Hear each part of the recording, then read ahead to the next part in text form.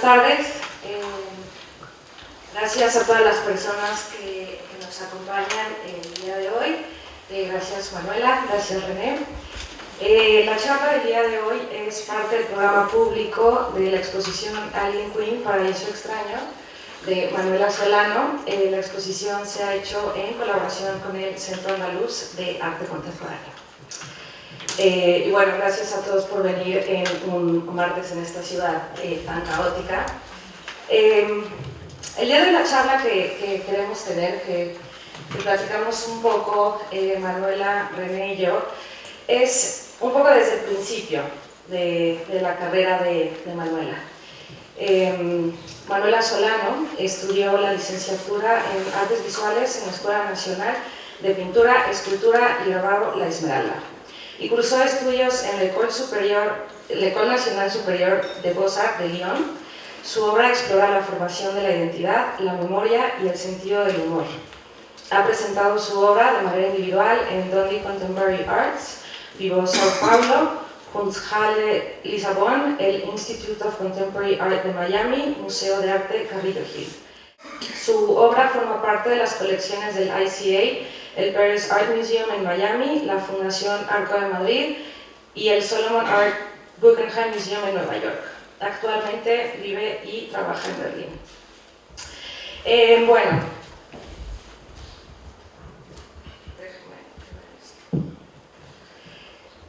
quisiéramos empezar un poco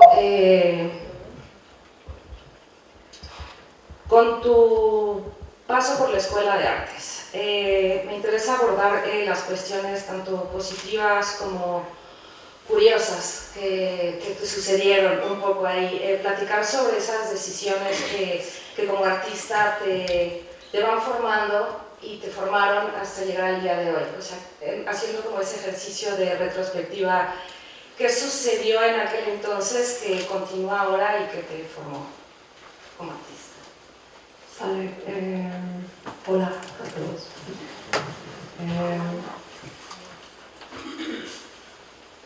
Pues, bueno, para empezar, desde muy al principio de la escuela, para empezar yo no iba a estudiar arte, iba a estudiar diseño originalmente en la UDLA. De hecho fui primero 3 semestres a la UDLA. Iba a estudiar diseño, pero fui a la primera clase el primer día. Era de dibujo técnico y nos explicaron toda la carga de trabajo, cómo iban a ser las tareas, cómo teníamos qué materiales teníamos que comprar, qué plumones eran aceptados, qué tipo de reglas podíamos usar. Que salí yo aterrada y de hecho me volé el resto de las clases del día porque no podía dejar de pensar que no me iba a gustar para nada la carrera y que yo quería expresarme y pobrecita de mí si no podía expresarme, y cómo iba a poder expresarme si era diseñadora y no artista. O sea, como que lo único que se me ocurría que yo podía hacer que me permitiera expresarme era ser artista, y entonces fui y me cambié a la carrera de artes plásticas.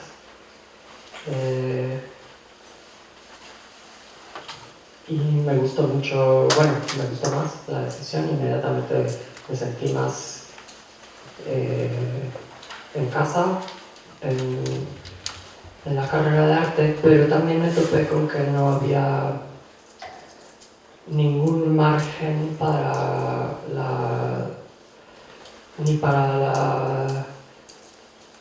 no había margen para la individualidad, ni mucho menos para la experimentación. Era todo el tiempo tareas y tareas y tareas y tareas, y las tareas, incluso para las materias de taller, no sé, de pintura, etcétera, era: vamos a copiar este fragmento de este Caravaggio, vamos a copiar a la joven con arete de perla, que todos vamos a copiar a la joven con arete de perla y todos vamos a seguir la misma técnica. Y eso me frustró mucho. Más adelante terminé saliéndome de ahí, de la UDLA, y mudándome de regreso a la Ciudad de México para tratar de entrar a la Esmeralda. Extrañaba muchísimo la Ciudad de México, no solamente mi familia, sino pues vivir en la ciudad o cerca de la Ciudad de México. Ya entrando en la Esmeralda, la verdad es que sin que yo me diera cuenta, algo como que le había perdido un poquito el encanto a la escuela.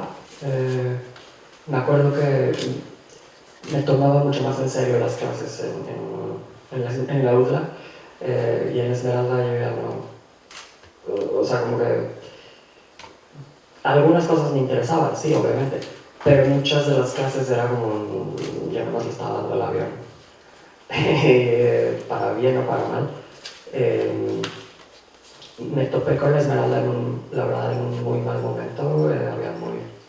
Había mucha falta de presupuesto, había como mucho abandono. Algunos de mis maestros casi nunca iban, cuando iban no nos daban clase realmente.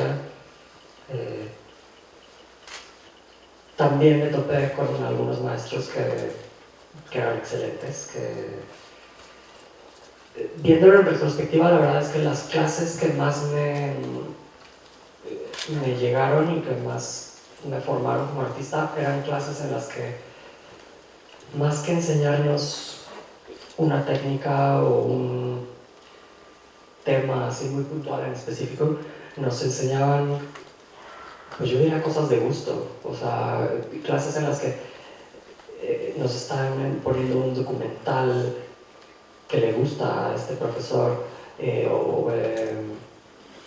nos enseñaban un libro que le gustaba, un disco que le gustaba. Eso fue lo que más se me quedó, creo.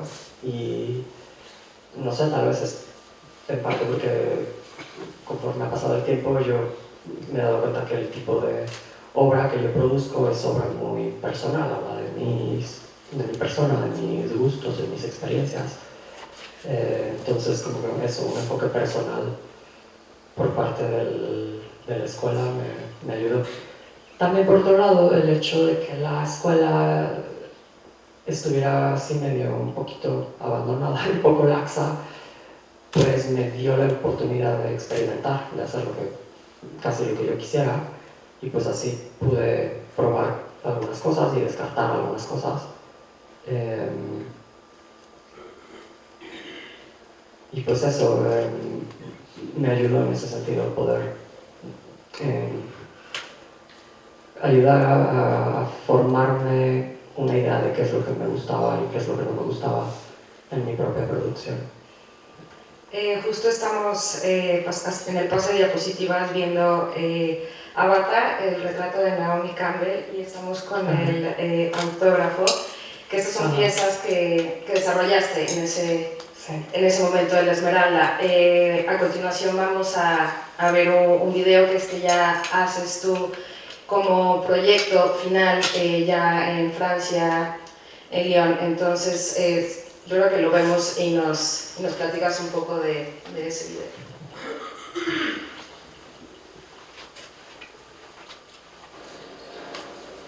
Onto the philosophy which holds one race superior and another inferior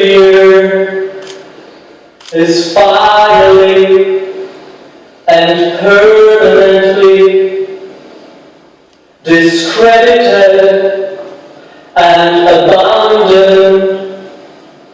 Everywhere is war, until there's no longer first class or second class citizens of any nation, until the color of a man's skin is of no more significance than the color of his eyes. I've got to say war, that until the basic human rights are equally guaranteed to all, without regard to race, I say war.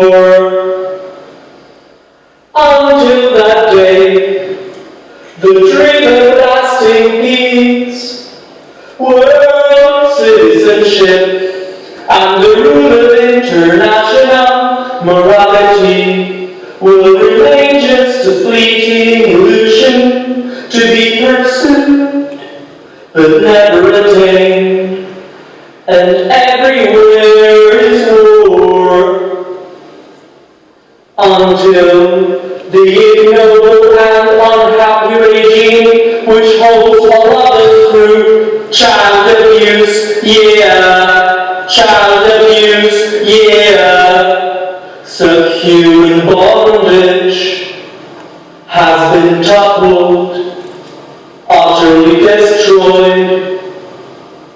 Everywhere is war. War in the east, war in the west, war up north, war down south. There is war, and the rumors of war. Until that day, there is no continent which will know peace. Children, children, fight. We find it necessary. We know we will win. We have confidence in the victory of good over evil.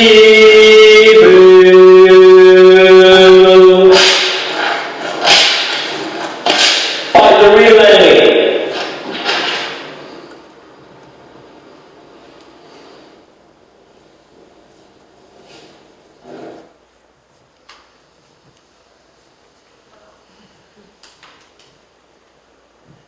Pues este fue, como decías, un video que hice al final, en mi último semestre de estudiar arte, justo antes de regresarme del intercambio que hice en Francia.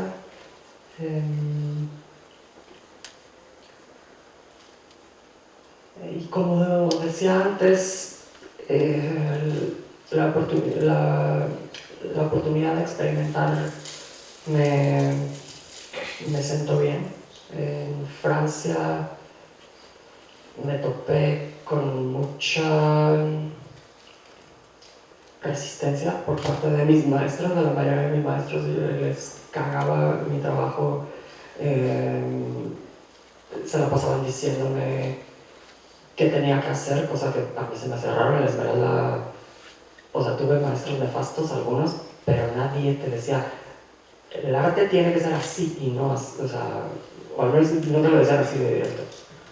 En Francia sí, así como, no, es que si incorporas referencias de YouTube, no es arte. Bueno, el punto es que me surgió la oportunidad de hacer un performance, y yo andaba con las ganas, independientemente de la escuela e independientemente de mi obra, yo andaba con las ganas de... Tenía la idea de raparme la cabeza, porque toda mi vida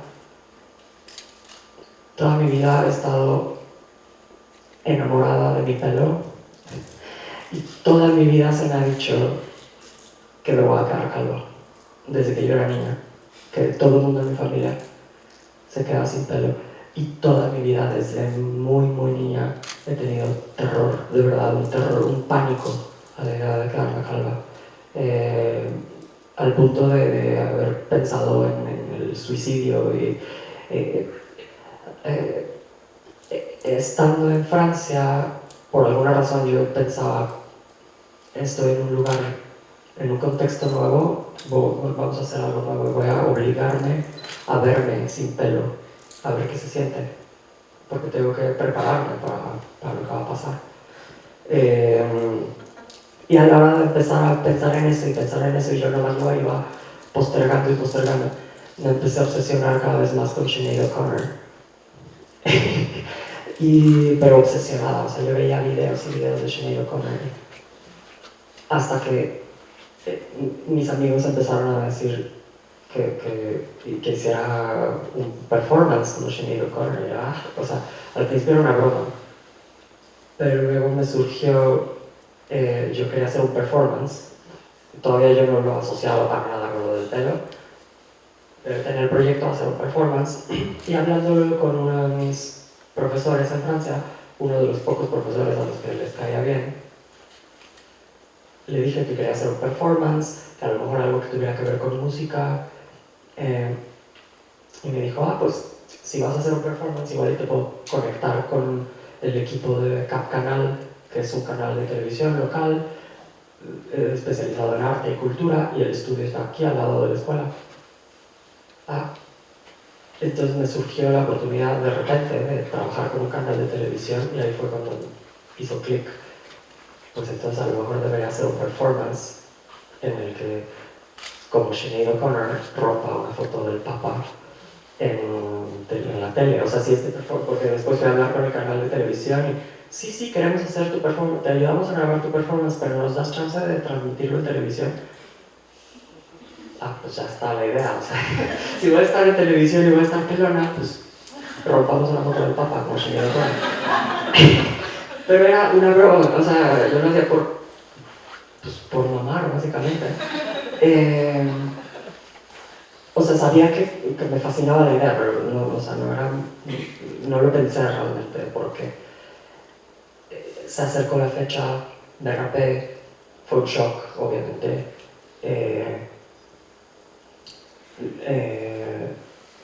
Fue muy difícil emocionalmente de llevar, o sea, el shock que se produce cuando quisieras verte como Sinead O'Connor y no te ves para nada como Sinead O'Connor. O sea, lo digo ahora con una sonrisa, pero de verdad fue muy duro. Y no sonar como Sinead O'Connor, saber que nunca voy a sonar ni verme como Sinead O'Connor. Pero en ese momento yo no lo...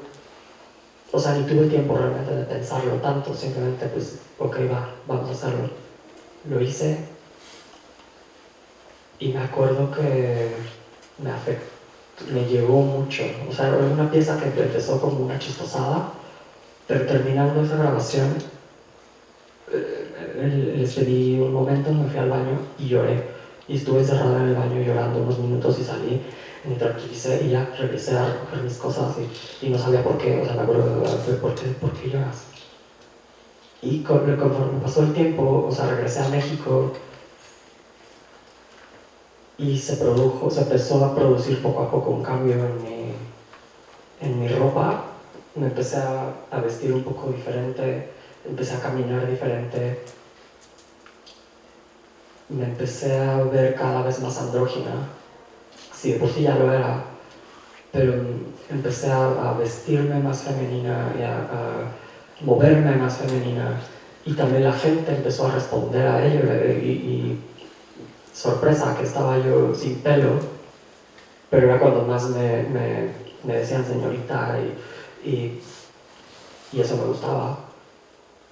Y pues pasó un año y al año de eso me di cuenta, en una de esas viéndome al espejo, que tenía que ver con mi identidad de género, lo que estaba sintiendo, que me di cuenta que era trans, básicamente, a raíz de un video, de un performance que hice, que primero ni siquiera yo lo veía ni siquiera como una pieza, o sea, bueno, sí era una pieza, pero una chistosada que yo estaba haciendo, y resultó ser una pieza mucho más seria de lo que yo pensaba. Una vez más me di cuenta de algo que yo ya sabía, que era que mi obra es muy personal y que a veces no la entiendo al principio, y que mi sentido del humor tiene como mucha carga para mí, y que me cambia. O sea, puedo hacer una pieza que a lo mejor va a tener consecuencias en mi vida después. O sea, justo esta parte como de la identidad en Sinead O'Connor, todo lo que te detona, pero la selección de personajes que a ti te interesan, muchas veces has comentado que que parten del humor, pero hay como muchísimas más connotaciones y todas vienen como de esta cultura visual, de estos personajes del cambio de milenio. Entonces, me gustaría como platicar un poquito más de eso, porque si hay una distancia muy grande entre Sinéad O'Connor y, por ejemplo, la diapositiva que estamos viendo, hay un estilo del comercial de Pepsi del 2004, donde están Britney Spears, Pink, Beyoncé, y al lado tenemos Alien Resurrection, cuando el alien está intentando, no sabemos bien si entre besarla, mujer, comer a la teniente Ripley. Entonces, abarcas unos personajes muy distintos uno de otros, y regresando un poco como a los personajes, el Avatar, Karen O, o sea, se puede entender que a lo mejor en Francia te dijera, no, por ahí no es. Háblanos de esto, ¿por qué decides como estos personajes y te mantienes con estos personajes desde entonces y hasta la fecha?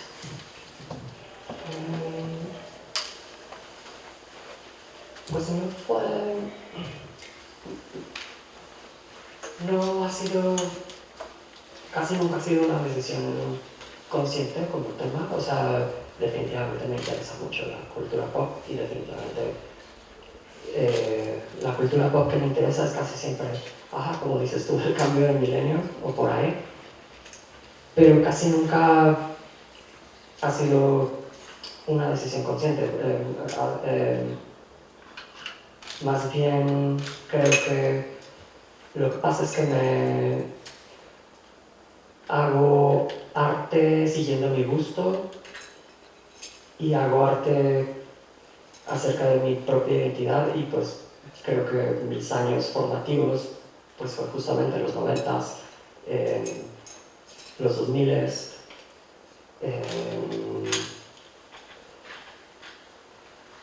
y cuando iba en la escuela muchas veces lo que tú dices de mantenerme incorporando esas referencias a pesar de la resistencia de la escuela, creo que en muchos casos fue rebeldía, o sea, de que me dices que no, pues ahora lo hago con más ganas, ¿no?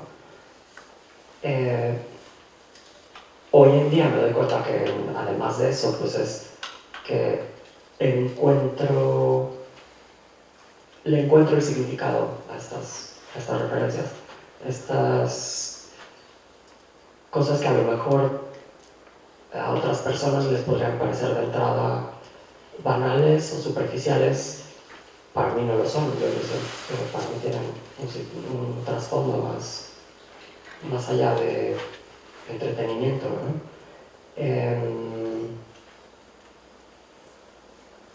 Creo también que, o sea, hoy en día, ahorita aquí en el Tamayo estoy exponiendo muchas referencias que me gustaban en mi juventud. No todas son referencias de lo que me gustaba cuando era más joven, pero la mayoría lo son. Una vez más, pues esos fueron, creo, mis años formativos, pero creo que siguen siendo vigentes, siguen siendo vigentes en nuestra cultura, y también para mí como persona muchas de esas cosas me siguen gustando igual. Creo que no he cambiado mucho como persona. De niña era una niña muy madura, y de adulta soy una adulta muy inmadura. Creo que siempre estuve atorada en la misma edad mental. Entonces, la época de las referencias ha mantenido. Pero no me niego a que haya referencias nuevas. O sea, ha habido, por ejemplo, personajes de películas o de la cultura pop más reciente. Aquí en el Tamayo, por ejemplo, no sé, está una pintura de Madame Sheila, de esta serie que salió en Netflix en 2018.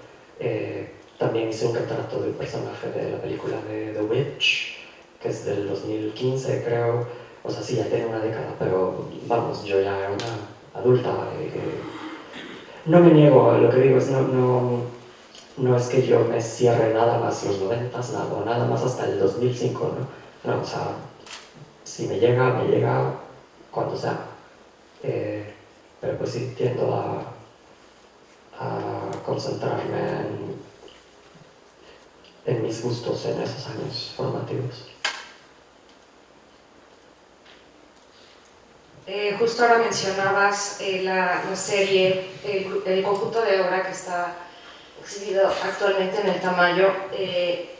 Son estos personajes que acabamos de contextualizar un poco, pero es interesante también mencionar que tu cuerpo de obra se desarrolla un poco así, en unas series que tú vas trabajando a lo largo de años y que a lo mejor regresas, retomas. Estamos ahora viendo la serie Punchis Punchis Pum Pum Punchis Punchis, que se exhibió en el Carrillo Gil en el 2016. De ahí tenemos también como Blind Transgender with AIDS, donde también vemos estos, por ejemplo, Lucy Fernández, que está aquí. ¿Por qué encuentras te encontraste, digamos, en trabajar como en series? ¿Por qué sigues así? O sea,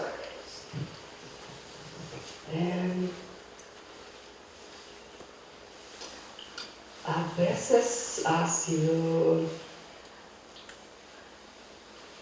veces ha habido un tema o un límite así como muy puntual, ¿no? O sea, no sé, voy a hacer una serie de dinosaurios con plumas, con la que tuve en Londres en 2022, en Carlos y Chicago. O la serie de Punchis Punchis era un cuaderno que traía yo en mi mochila y pues ahora sí que cuando se acabó el cuaderno, se acabó la serie. Pero fuera de eso, la mayor parte de las veces más bien ha sido el ritmo de mi producción y el ritmo del mundo del arte que me invitan a hacer una exposición individual en tal espacio y para el momento en el que me invitan yo ya tengo el tiempo encima, o sea, no, por lo general me tardo tanto en producir, cada una de mis pinturas toma tanto tiempo, o generalmente, al menos las piezas, sobre todo las piezas en lienzo, que nunca tengo un excedente de obra. Hay muchos artistas que van produciendo y producen y luego llega un curador y dice, me gustaría hacer una expo de tu obra, y entonces seleccionan qué piezas quieren poner en la exposición. En mi caso casi nunca hemos podido hacer eso porque no tengo obra, o sea, me dio tiempo de exponer 5 piezas o 10 piezas y esas son las piezas que se van a la exposición, no sobra nada, y entonces cuando me invitan a hacer otra exposición tengo que empezar de cero otra vez. Y las piezas, casi todas mis exposiciones individuales son piezas que se produjeron para ese espacio y es obra inédita. Ha habido excepciones, pero la mayor parte de mis exposiciones han sido así. Entonces, por un lado, me ha dado la oportunidad de hacer algo nuevo cada vez, o sea, de tener un tema nuevo, y eso me gusta mucho. Pero también, por otro lado, la presión es inmensa, o sea, siempre estar trabajando contra el reloj y siempre con la duda, ¿no? ¿Qué tal que esta no es una buena idea? ¿Qué tal que...? No sé, es mucha presión saber que estoy haciendo algo completamente, un tema nuevo.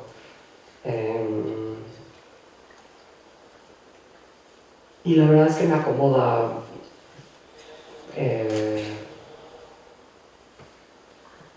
Siento que me cansaría, más bien no me imagino cómo es cuando escucho a otros artistas que tienen, digamos, un tema, especialmente los artistas que tienen temas fuera de sí mismos, o sea, que su obra no habla de sí mismos, sino de X o Y concepto o temática. No me imagino, la verdad, cómo se le hace, qué es lo que te inspira a seguir eso. Pero pues bueno, afortunadamente he tenido la oportunidad de trabajar así, de la forma en la que me gusta, con los temas que me gustan y poder mostrar algo nuevo cada vez. Estamos haciendo como todo este pase de diapositivas por toda esta selección de obra y es muy claro que el retrato prima en tu trabajo. Si bien hay, incluso en la exposición aquí del Tamayo, dos piezas que a lo mejor son escenas como mucho más hogareñas, como cuadros donde hay más de un personaje, el grueso de tu obra es el retrato. De nuevo, si bien hablas de cosas muy contemporáneas, el retrato en la pintura es algo que viene de siempre. Es la parte como más tradicional, a lo mejor, que podemos encontrar en tu obra, si es correcto decirlo de esa forma. Sí, también no sé,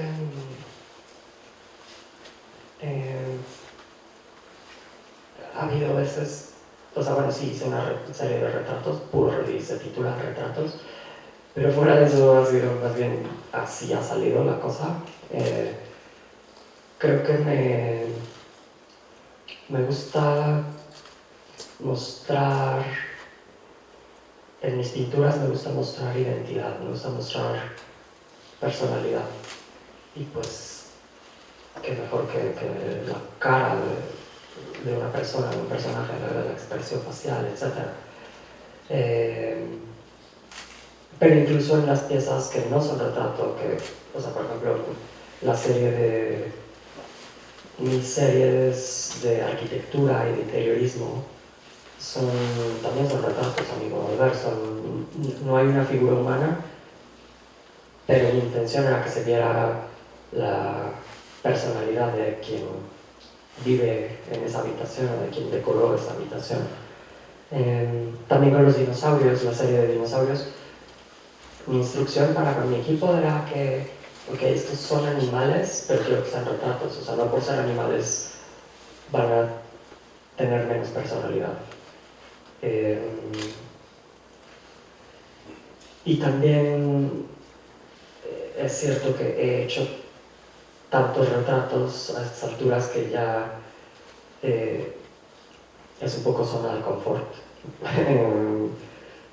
Sé que hacer un retrato va a ser relativamente fácil o relativamente rápido, o al menos más fácil o rápido que, por ejemplo, la pintura de aquí, que está expuesta aquí en el Tamayo, de la Puerta de las Esfinges.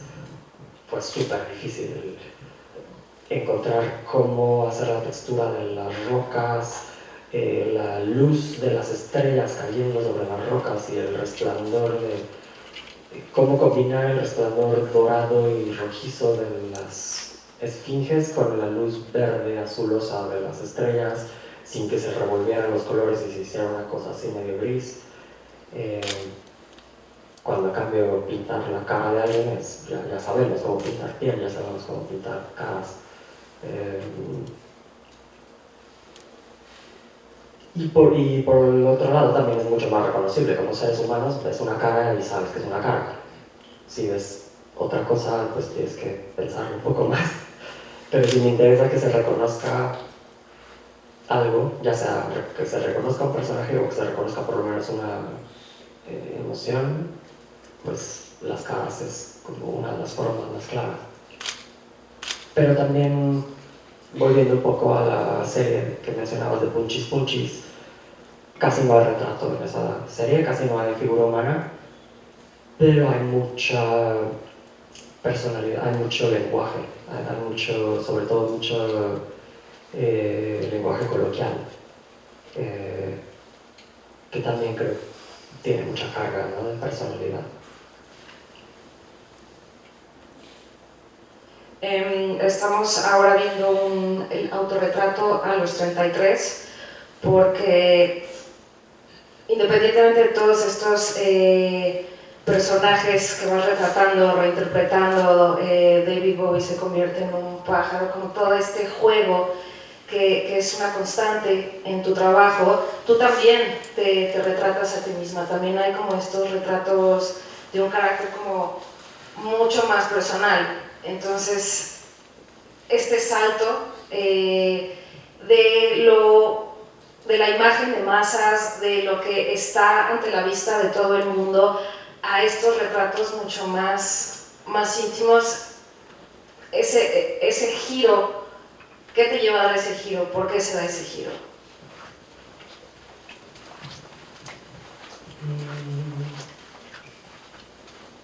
Muy buena pregunta.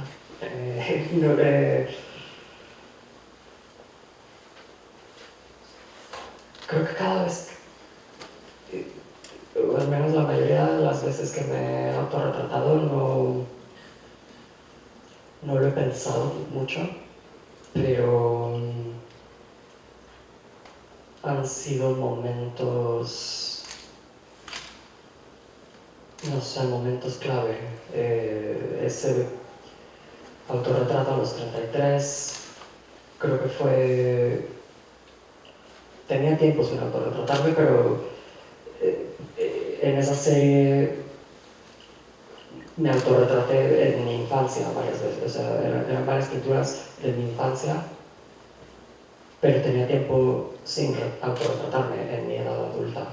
Y la última vez que me había autorretratado, me autorretraté cuando estaba yo casi muriéndome. Pero al momento en el que pinté el autorretrato a los 33, estaba yo ya en un lugar, en una situación muy diferente, mucho mejor. Más cómoda en mi cuerpo también. Y me di cuenta un poco de golpe que pues eso también merecía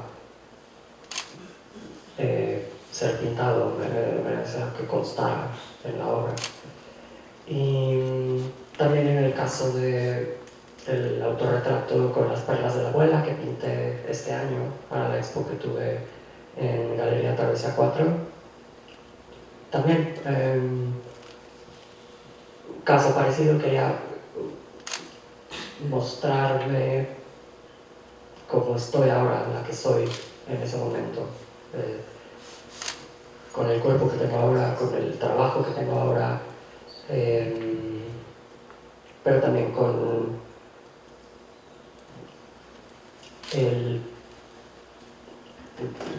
diría yo, el legado, tanto por el legado de mi trabajo como el legado de mi familia, las perlas que me regaló mi abuela, el anillo que me regaló mi abuelo.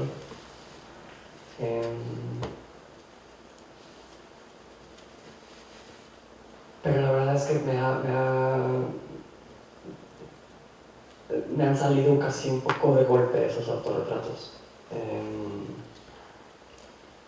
También en mi serie en la que estoy trabajando actualmente, titulada Blind, Transgender and Wild, ha habido varios autorretratos, pero sobre todo porque he querido, muchas de las piezas hablan de mi vida diaria hoy en día y de mi vida nocturna hoy en día, y he querido mostrarme en algunas situaciones que a lo mejor son situaciones cotidianas, pero que son situaciones importantes y que a lo mejor la gente no ve.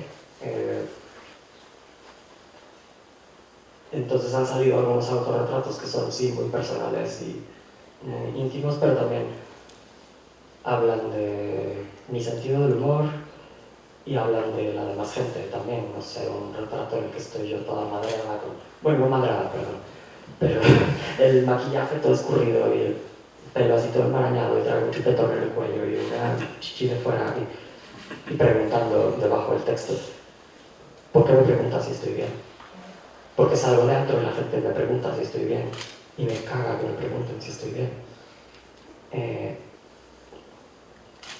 Entonces, no sé, como que a veces me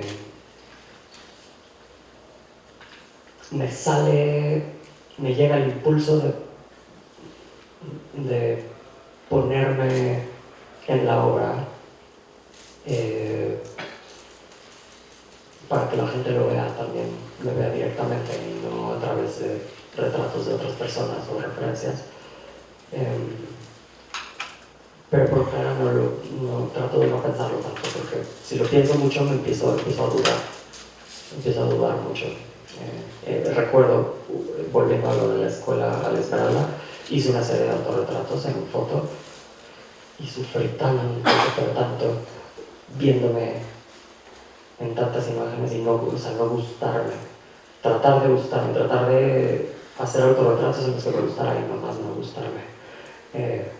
Entonces prefiero no pensarlo mucho. Un poco para cerrar la conversación antes de abrir a preguntas, me gustaría retomar esta serie Blind, Transgender and Wild. Es muy cómica, ¿no? Pero es un humor mucho más negro que el que has manejado en obras anteriores. Y ya te expones de una manera como muy frontal y soy esta persona con este sentido del humor. Ya hay aquí como una clara madurez en tu persona y en tu carrera, entonces hacia dónde sigue un poco esta serie. Pues cuando empecé a pintar esa serie por un lado estaba un poco desencantada. Creo que estaba un poco desencantada conmigo misma de haber dejado de pintar yo sola, haber dejado de pintar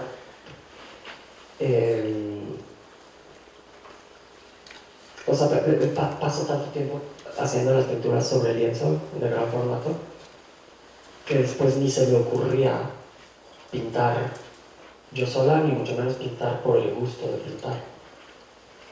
Pero después, cuando tuve la oportunidad de experimentar, otra vez me di cuenta, llevo años sin hacer esto, sin ponerme a pintar nomás para ver qué sale, porque pues llevo años, como decía hace rato, trabajando bajo presión, que pues, tenemos que terminar N cantidad de pinturas para llenar la siguiente exposición y pues apenas nos va a alcanzar el tiempo.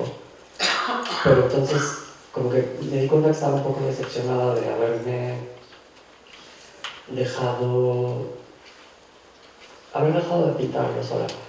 Y por otro lado estaba en un momento estaba muy enojada, muy triste, muy estresada y tenía un montón estaba muy frustrada con muchas cosas de mi vida diaria y de mi relación con la demás gente, mi relación con los hombres, mi relación con el mundo del arte.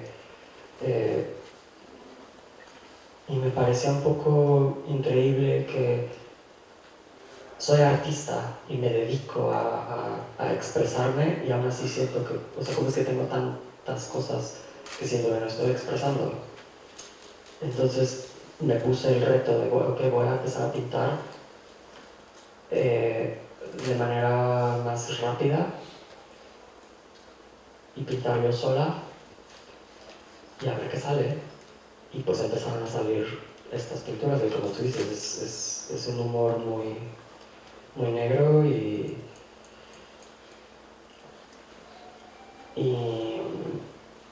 ha seguido creciendo y creciendo y creciendo. He incorporado muchas experiencias que he tenido ahora, recién en mi vida en Berlín o en mis experiencias con el mundo del arte.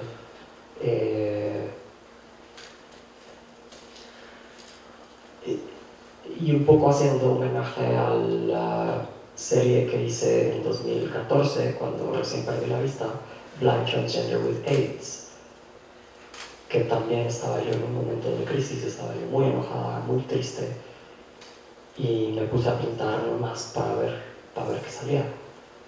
Y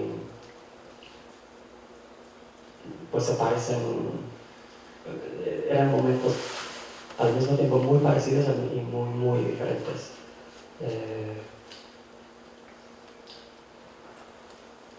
y pues nada, me da mucho gusto poder estar ahora en una situación en la que puedo ponerme a pintar así, como se me dé la gana. Bueno, siempre he podido, o más bien, todo artista debería siempre poder pintar y hacer lo que se le dé la gana.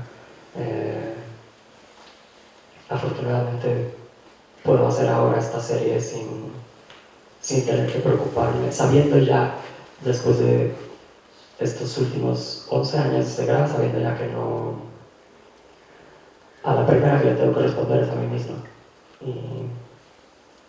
Y pues en esas estoy, sigue creciendo la serie.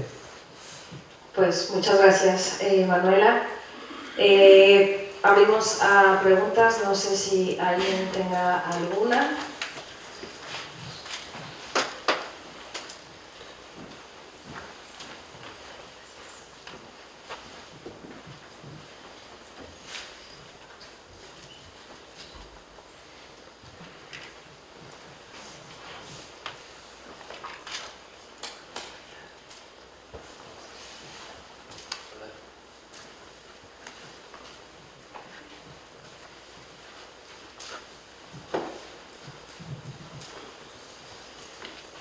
Hola Manuela.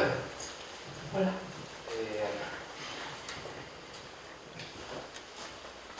Voy a hablar como de manera personal con tu trabajo. O sea, tu trabajo es como de las cosas por las cuales a mí me interesó hacer pintura y que siento que también para una generación que es abajo de la tuya, que estamos en nuestros veintitantos, eres como una referencia, ¿no? O sea, nos diste la libertad como de ganar la batalla desde las referencias de YouTube, la cultura pop, muchas cosas, te quiero agradecer por eso. Y bueno, yo tengo una pregunta como muy desde el hacer, ¿no? Como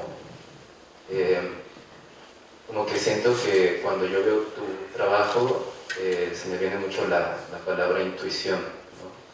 Que no, creo que no tiene que ver con el instinto, es otra cosa, sino la intuición como un pensamiento muy específico del sentir. Y me gustaría preguntarte cómo es tu relación con la materia específicamente. Hablo del color, pero también simplemente de la sensación de pintar. Gracias. Muchísimas gracias. Me halaga mucho lo que dices.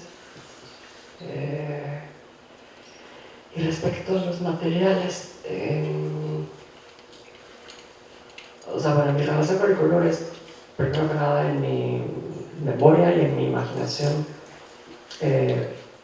Muchas veces yo tengo muy claro qué color quiero o qué paleta quiero para una pintura, pero muchas veces no, y depende de preguntar a mi equipo de trabajo cómo es el color en tal o cual escena que estamos, o en la referencia que estamos replicando, etc. Pero pues creo que lo más importante ha sido que pintar con acrílico. Antes de perder la vista casi nunca pinté con acrílico, sí lo llegué a hacer, pero no era mi medio más preferido, yo prefería óleo. Entonces el acrílico la verdad es que no lo he descubierto después de la ceguera, porque tengo que pintar, bueno, pinto con los dedos, directamente con los dedos, para poder sentir cuánta pintura estoy depositando y para tener también más control pues no de la pincelada, del dedazo. Y el óleo no lo debes tocar directamente con los dedos, muchos colores son tóxicos. Entonces, pues por ese lado, creo que esa es mi relación más fuerte, más cercana con la materia. En cuanto a la sensación de pintar,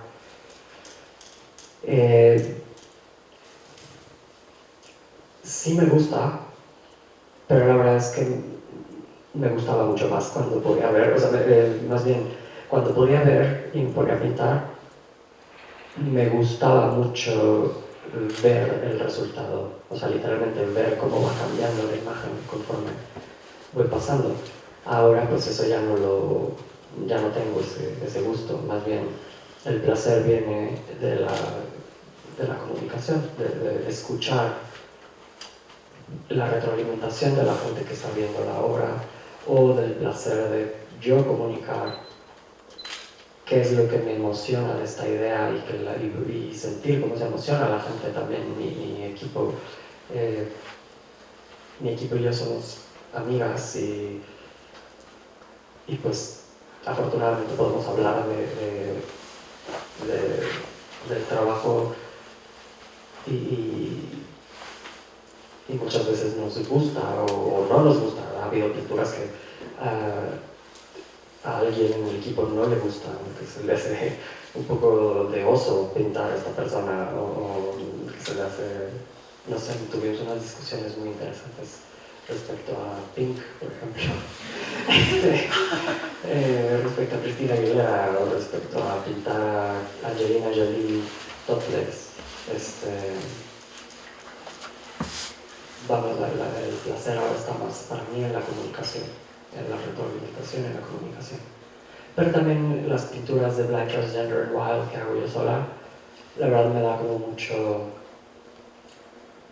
me dan un orgullo diferente al que las pinturas en la muestra de aquí del Tamayo, que también estoy muy orgullosa, pero estas de Black Transgender and Wild, no sé, siento que al ser más inmediatas, siento que logro sacar más mi enojo, mi sentido del humor, mi calentura, o lo que sea.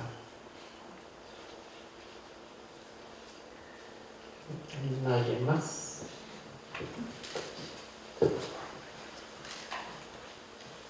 Hola. Te quiero preguntar cómo te sientes con este tema de que fueron 7 años de hacer lo que está expuesto aquí en Tamayo. Como que me da curiosidad pensar si es un como alivio, pensar que un proceso tan largo ya salió, o si sientes nostalgia o algún tipo de dolor, no sé, como que de verdad creo que es muy potente escuchar que se puede sostener un proyecto por tanto tiempo y ya quisiera que nos contaras eso. Gracias, pues, ahorita siento alivio, mucho alivio, porque fue un chingo de trabajo y hubo muchos momentos en los que fue pesadísima la carga de trabajo, o también hubo muchos momentos en los que parecía que no se iba a lograr la expo. Hubo algunos intentos de sabotaje por parte de una galería muy mala con la que trabajaba, y saber que todo eso ya está aquí la expo, sí, alivio, profundo alivio. Pregúntame dentro de un mes que esté yo de regreso en el invierno berlinés y de repente sin la carga y la rutina de trabajo y la depresión post-inauguración, que es un enemigo muy temible, y veremos. Pero por ahora mucho alivio y mucho orgullo, obviamente. Y sí, obviamente sé que voy a extrañar mucho esta serie. Y también que ahora que ya está inaugurada y que pues, ya está la expo, me siguen viniendo ideas.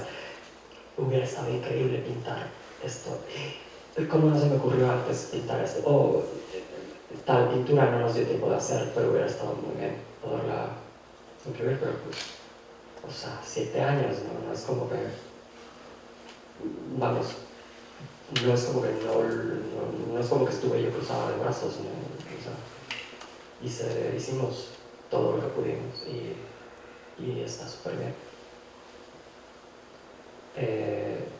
Cuesta mucho trabajo, o sea, por el lado que dices de que se pueda sostener un proyecto tanto tiempo, fue mucho trabajo. Fue mucho trabajo no solamente producir la obra, sino también mantenerme firme, que la galería quiere que le demos obra nueva. ¿Por qué no nos das algunas de esas piezas? Déjanos mostrarla en tal o cual feria de arte y decir, no, punto. No se muestra hasta que se muestre en el Tamayo, punto.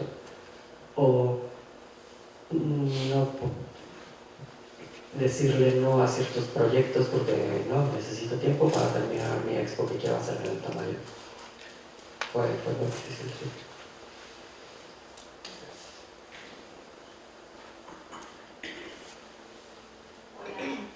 Hola.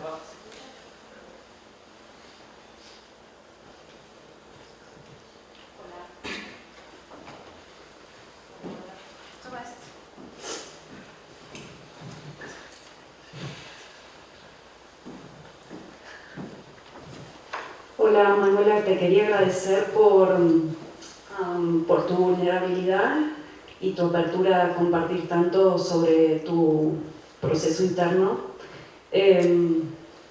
Como artista también te quiero preguntar, en el proceso de crear la obra, una vez que vos llegas a un punto de que pensás que está terminado, pensás que hasta ahí podés trabajar en la obra esa, ¿sentís que llega un momento que, a pesar de no poder verla, quizás la obra te comienza a hablar y te comunica que necesita más trabajo o que ya está así como está, como parte de tu proceso creativo? Y también si tenés alguna manera táctil o algún proceso en el que vos te podés vincular con la obra a ese nivel bien sutil.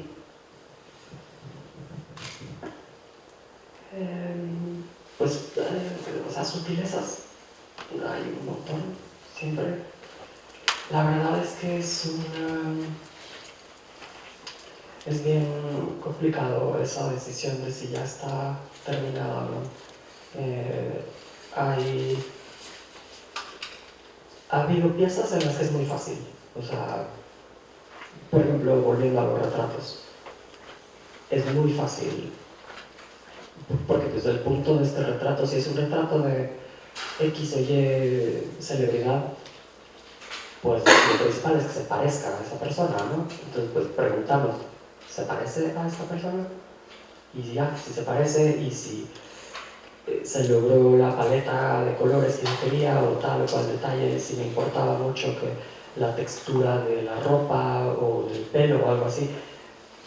Y hay un consenso, ¿sabes? Comunicándome yo con la gente con la que trabajo o a lo mejor con mis seres queridos.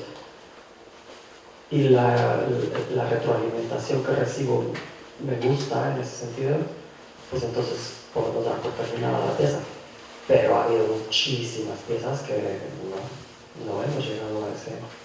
No he recibido la retroalimentación perfecta, pero tengo de todos modos que aceptar que ya así se tiene que quedar.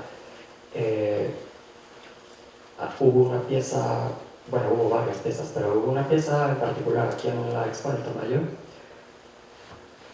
que a mi modo de ver no terminamos. O sea, no terminamos como yo quería. No les voy a decir cuál, obviamente. Había un detalle que nomás no, o sea, y lo repetimos, y volví a preguntar a varias personas y mandé fotos a varias personas. ¿Qué es esto? ¿Qué textura es esta? ¿Qué parece? Y nomás no daba con el consenso que yo creo, con la retroalimentación que yo quería.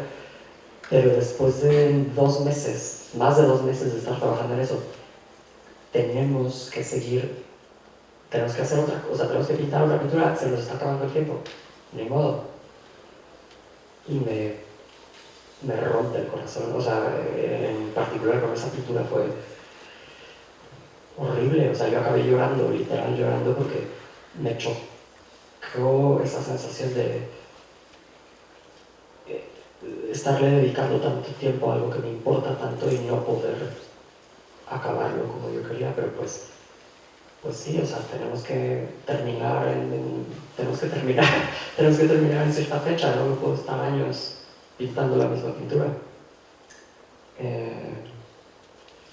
Y ha habido veces que ya está terminada la pieza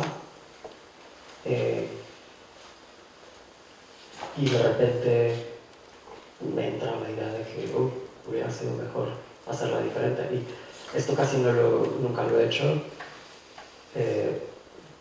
pero también una de las piezas de aquí de la expo, el retrato de Nina Hagen, y la que están viendo aquí en el Tamayo es la segunda versión. Hicimos una versión primero que tenía la boca abierta y algo no me chocaba. Yo ya no me sentía tan gritona, no sé, tan estridente, me sentía más contemplativa y entonces decidí que mejor pintáramos a Nina Hagen contemplativa. Creo que todos asociamos a Nina Hagen con su voz súper fuerte y pongámosla de otra forma, o sea. Pero afortunadamente no es la mayoría de las veces. Trato de que, ok, ya está terminada, ya no le pensemos más. Tengo que recordarme que nunca va a estar terminado, o sea, la imagen que tengo yo en la cabeza de la pintura siempre va a poder cambiar, siempre, incluso ahorita. Si alguien por alguna razón me dice que tiene el pelo verde en lugar de azul, entonces voy a sentir que no está terminada, que tengo que regresar a pintarla, ponerle otro tono de azul, porque no es lo suficientemente azul. Y esa es parte del riesgo de hacer pintura cuando no puedes ver. Gracias.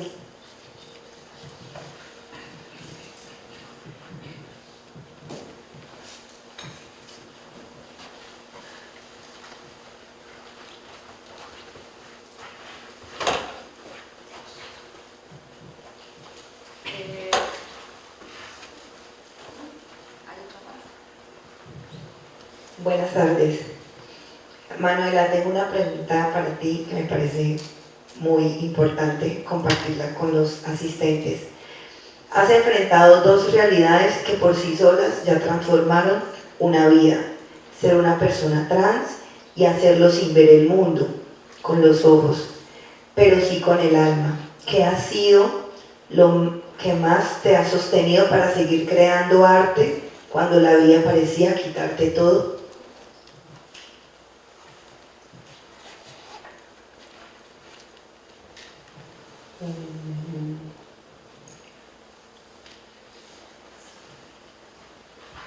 Pues creo que es al revés. O sea, bueno, creo que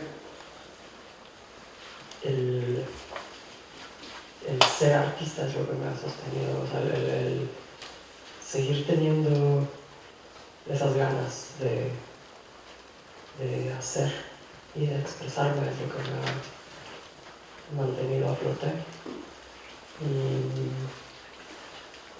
obviamente el apoyo de mi familia y de mis amigos.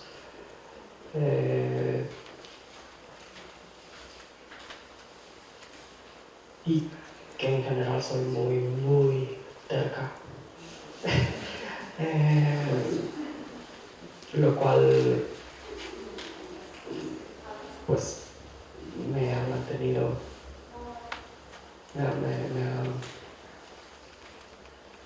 me ha hecho seguir adelante, ¿no? Me ha causado muchos dolores de cabeza.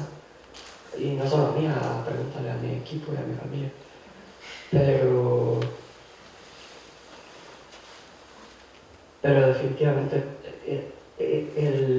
esas ganas de seguir expresándome es lo que me ha motivado a seguir a través de los momentos difíciles.